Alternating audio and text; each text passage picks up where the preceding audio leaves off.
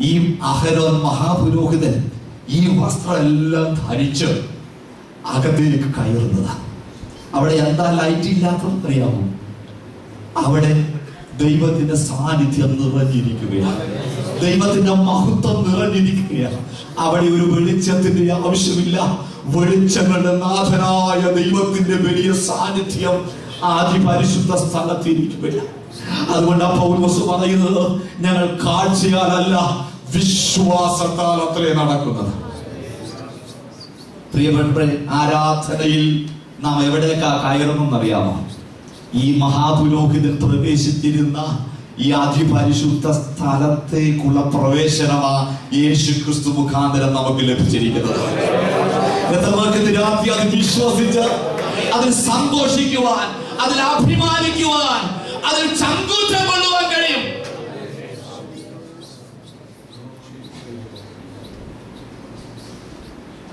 ഈ ആരാധന അറിഞ്ഞ ഒരുത്തൻ വിശുദ്ധ വേദപുസ്തകത്തിൽ ഉണ്ടായിരുന്നു. പുരോഹിത വർഗത്തിൽ ജനിച്ചവനല്ല, രാജകുലത്തിൽ ജനിച്ചവനല്ല, ശാസ്ത്രിയോ പരീശനോ ലേവ്യനോ അല്ലായിരുന്നു. എങ്കിലും അദ്ദേഹം വിളിച്ചു പറയുകയാണ്. 1 പത്രോസ് 2-ാം അധ്യായത്തിന്റെ 5-ാമത്തെ വാക്യത്തിൽ, ദൈവത്തിന് പ്രസാദമുള്ള ആത്മീയ യാഗം കഴിപ്പാൻ തക്കവണ്ണം വിശുദ്ധ പുരോഹിത മാർഗമായി പണിയപ്പെടും. പ്രിയപ്പെട്ടവരെ, ദൈവം നമ്മളെ ആരാധനയ്ക്ക് വേണ്ടി, യാഗത്തിന് വേണ്ടി പണിതെടുക്കുന്നത് എന്തിനാണെന്നറിയാമോ? വിശുദ്ധ പുരോഹിത വർഗമായിട്ടാണ് നമുക്ക് യാഗം കഴിക്കാനായിട്ട് കഴിയുന്നത്. അല്ലാത്ത യാഗങ്ങളിൽ സ്വർഗം പ്രസാദിക്കുക ഇല്ല. ഒരു ചോദ്യം ഞാൻ ചോദിക്കട്ടെ, എന്തിനാണ് നമുക്ക് ഈ രാജകീയ പുരോഹിത വർഗമാക്കിയത്? Watts answer? എന്തിനു വേണ്ടി നമ്മെ രാജകീയ പുരോഹിത വർഗമാക്കിയത്? ഒന്ന് പറഞ്ഞേ. ഇത് ക്ലാസ് അല്ലേ? ഒന്ന് പറഞ്ഞേ. തെറ്റിപ്പോയാലും കുഴപ്പമില്ല, പഠിക്കാൻ വന്നതല്ലേ നമ്മള്. എന്തിനു വേണ്ടി നമ്മളെ ഒരാൾ ചോദിക്കുക, സഹോദരൻ എന്തിനു വേണ്ടി നിങ്ങളെ രാജകീയ പുരോഹിതമാക്കിയിരിക്കുന്നു? ആരാധനയ്ക്കാ. ആരാധനയ്ക്കാ. പുരോഹിത വർഗത്തിന്റെ ജോലി എന്താ?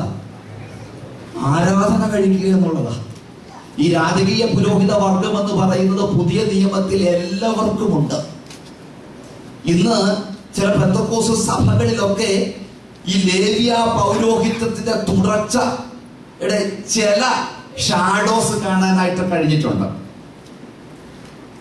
ലേവ്യ പുരോഹിത വർഗത്തിന്റെ ഒരു ചെറിയ നിഴലാട്ടം എങ്ങനെയൊക്കെയോ കടന്നു വന്നിട്ടുണ്ട്. അത് അപകടമാകട്ടെ.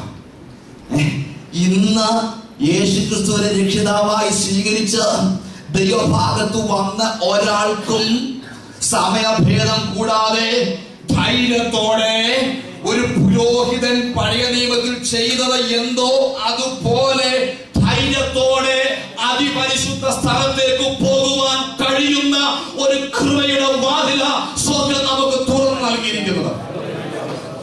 മറന്നുപോകരുത്. ഇത് എന്നെ ഏൽപ്പിച്ച ഒരു കാര്യമല്ല. നമ്മളെ എല്ലാവരും ഒരൊറ്റ കാറ്റഗറിയിൽപ്പെട്ടവരാ. We are royal priesthood.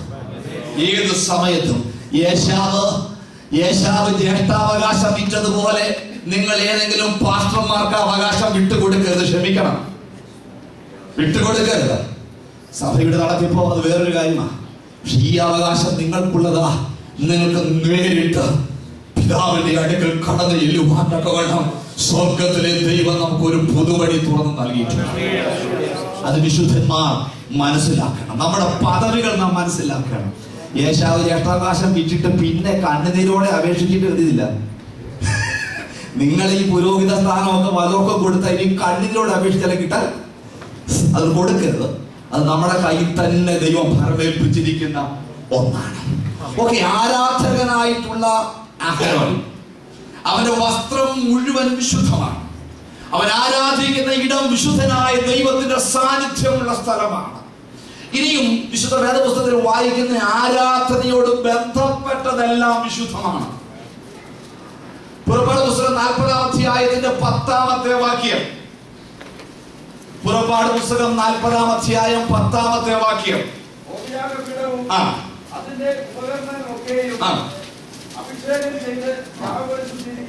യാഗപീഠം ശുദ്ധമായിരിക്കണം, ശുദ്ധീകരിക്കണം. 9-ാമത്തെ വാക്യത്തിൽ അതിലെ ഉപകരണങ്ങളൊക്കെയും വിശുദ്ധീകരിക്കണം, അത് വിശുദ്ധമായിരിക്കണം.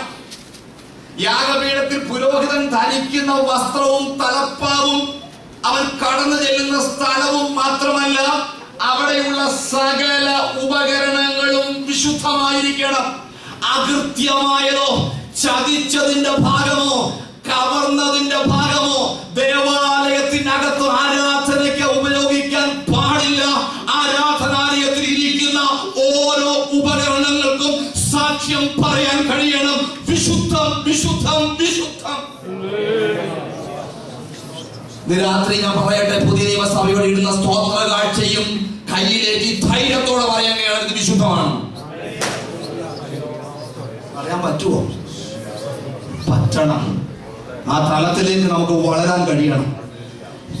ആരാധനയോട് ബന്ധപ്പെട്ട് ഇതെല്ലാം വിശുദ്ധമാണ്. ചില വർഷങ്ങൾക്ക് മുൻപ് എന്റെ ശുശ്രൂഷയിൽ രക്ഷിക്കപ്പെട്ടു വന്ന ഒരു സഹോദരനുണ്ട്. അദ്ദേഹം ഒരു ചെറുപ്പക്കാരനാണ്. ഇന്ന് വളരെ മാന്യമായ ജോലി ചെയ്യുന്ന ഭക്തനായൊരു സഹോദരൻ. ഭവനത്തിൽ ഒരുപാട് ഞെരുക്കങ്ങളൊക്കെ ഉണ്ടായി. അങ്ങനെ അദ്ദേഹം ജോലിക്കായ ഒരു സ്ഥലത്ത് പോയി. ആ സഭയുടെ ശുശ്രൂഷകൻ ഞാനായതുകൊണ്ട് കൊണ്ട് അദ്ദേഹം കൃത്യമായിട്ട് എല്ലാ ആഴ്ചയിലൊക്കെ വരുമ്പോൾ അദ്ദേഹത്തിന് ലഭിക്കുന്നതിൻ്റെ ഒരു ഓഹരിയൊക്കെ സഭയിൽ എന്നെ ഏൽപ്പിക്കാറുണ്ട്. സാധാരണഗതിയിൽ ഞാൻ ഈ ഏൽപ്പിക്കുന്ന ഓഹരികൾ അന്ന് ഒരു ശീലം ഉണ്ടായിരിക്കാതെ ഇങ്ങനെ വെറുതെ കുറിച്ചു വെക്കും. മറ്റൊന്നുമല്ല, അത് കുറിച്ചു വെക്കും. ഒരു പ്രത്യേക കാരണമുണ്ട്. ശേഷം ഒരു വർഷം കഴിഞ്ഞപ്പോൾ അദ്ദേഹത്തിന്റെ ജോലി ചെയ്യുന്ന സ്ഥാപനത്തിന്റെ ഉടമ എന്നെ ടെലിഫോൺ ചെയ്തു. അദ്ദേഹം ജോലിയിൽ ഒരുപാട് കൃത്രിമം കാണിച്ചു. അദ്ദേഹം മാർക്കറ്റിങ്ങിലായതുകൊണ്ട് തെറ്റായ ബില്ലും വൗച്ചറും ഒക്കെ ജനറേറ്റ് ചെയ്ത് കടകളിൽ നിന്ന് ഒരുപാട് പണം കൈപ്പറ്റി. ഏകദേശം വലിയൊരു തുക. ഞാൻ ആ സഹോദരനെ വിളിച്ചു, ആ കാര്യങ്ങൾ സംസാരിച്ചു. ആദ്യം ഞാൻ ചെയ്തത് എൻ്റെ കയ്യിൽ അദ്ദേഹം നൽകിയ ഈ ധനം എല്ലാം കണക്ക് കൂട്ടി. അന്ന് വളരെ ബുദ്ധിമുട്ടായിരുന്നു, എങ്കിലും അത് അദ്ദേഹത്തിന് മടക്കി നൽകി. എന്നിട്ട് പറഞ്ഞു, ആദ്യം നീ ആദ്യത്തെ ഗഡുവായിട്ട് ഇത് അവിടെ കൊണ്ട് നീ കൊടുക്കുക. ജോലി ചെയ്ത് നീ കവർന്നതെടുത്തതെല്ലാം തിരിച്ചു കൊടുത്ത് നിന്റെ യജമാനന് ലാഭമുണ്ടാക്കിയ ശേഷമേ നീ അവിടുന്ന് മടങ്ങാവും. അന്ന് ലളിത ഹൃദയനായ ചെറുപ്പക്കാരൻ അത് നെഞ്ചിലേറ്റി. അതുപോലെ അനുസരിച്ചു. 5 വർഷം ഒരു സാലറിയും എടുക്കാതെ വളരെ ഞെരുങ്ങി ബുദ്ധിമുട്ടി ചൂടുവെള്ളം മാത്രം കുടിച്ച് അധ്വാനിച്ച് അദ്ദേഹം ചെയ്തു. ഞാൻ പറയട്ടെ, ദേവാലയത്തിൽ കൊണ്ടുവരുന്നതും വിശുദ്ധമായിരിക്കണം. വിശുദ്ധമല്ലാത്തതൊന്നും ദൈവം പ്രസാദിക്കുകയില്ല. നമ്മ എത്ര ദൈവത്തിന് കൊടുത്തു എന്നുള്ളതല്ല, കൊടുത്തത് വിശുദ്ധമാണോ എന്ന ദൈവം നോക്കുന്നത്. ഞാൻ ഒരു കാര്യം കൂടെ പറയട്ടെ, ആരാധന കളഞ്ഞ് ഓവർട്ടം ചെയ്ത് നിന്റെ കൊച്ചിനെ ബിർളയിൽ ചേർത്തത് കൊണ്ട് അവന്റെ ഭാവി ശുഭകരമാകണമെന്നില്ല. തുറന്ന് ഞാൻ പറയുകയാ, സ്വന്തം ദൈവത്തിന് പ്രസാദകരമായത് നൽകിയിട്ട് വേണം ബാക്കിയെല്ലാം ചെയ്യാനായിട്ട്. അല്ലാതെ ഒന്നും സ്വർഗത്തിലെ ദൈവത്തിന് ആവശ്യമില്ല. മനുഷ്യന് ആവശ്യമുണ്ടായിരിക്കും, ദൈവത്തിനും വിശുദ്ധമായിരിക്കണം സകല ഉപകരണങ്ങളും. എന്നെ സന്തോഷിപ്പിച്ച ഒരു വേദഭാഗമുണ്ട് കേട്ടോ. ജനസിസ് 8-ാം അധ്യായത്തിന്റെ 20-21 വാക്യങ്ങൾ. ഉൽപ്പത്തി പുസ്തകം 20-21 വാക്യങ്ങൾ. ഒന്ന് തുറന്നൊന്ന് വായിച്ചു നോക്കിക്കുക. വേദപുസ്തകം അങ്ങനെങ്കിലും ഒന്ന് തുറക്കുക. ഇന്നലെ 1 മണിക്കൂർ വായിക്കാമെന്ന് കൈ ഉയർത്തിയ ആളുകൾ ചിലർ ചോദിച്ചു, അതെ ഒരുമിച്ച് ഒരു സ്ട്രെച്ചിൽ വായിക്കണോ? ഞാൻ പറഞ്ഞ സമയത്തിന്റെ കുറവുണ്ടെങ്കിൽ രാവിലെയും വൈകിട്ടും 1/2 മണിക്കൂറാകാം. വായിക്കണം. വിശുദ്ധീകരിക്കപ്പെടണമെങ്കിൽ വായിക്കാതെ കഴിയുകയില്ല. വിശുദ്ധിയുടെ പ്രസംഗം കേട്ട് ഉള്ളുഞ്ഞരങ്ങി കുറ്റബോധത്തോടെ ശിക്ഷാഭീതിയിൽ പോയിരിക്കാനല്ല ഇതൊക്കെ പറയുന്നത്. ദൈവസന്നിധിയിൽ സമർപ്പിക്കപ്പെട്ട് ക്ഷമ പ്രാപിച്ച് നിരപ്പ് പ്രാപിച്ച് സന്തോഷകരമായ ഒരു ജീവിതത്തിന് വേണ്ടിയാ നാം ഈ ബൈബിൾ ക്ലാസ്സിൽ ഈ വിഷയം എടുത്ത് സംസാരിക്കാം.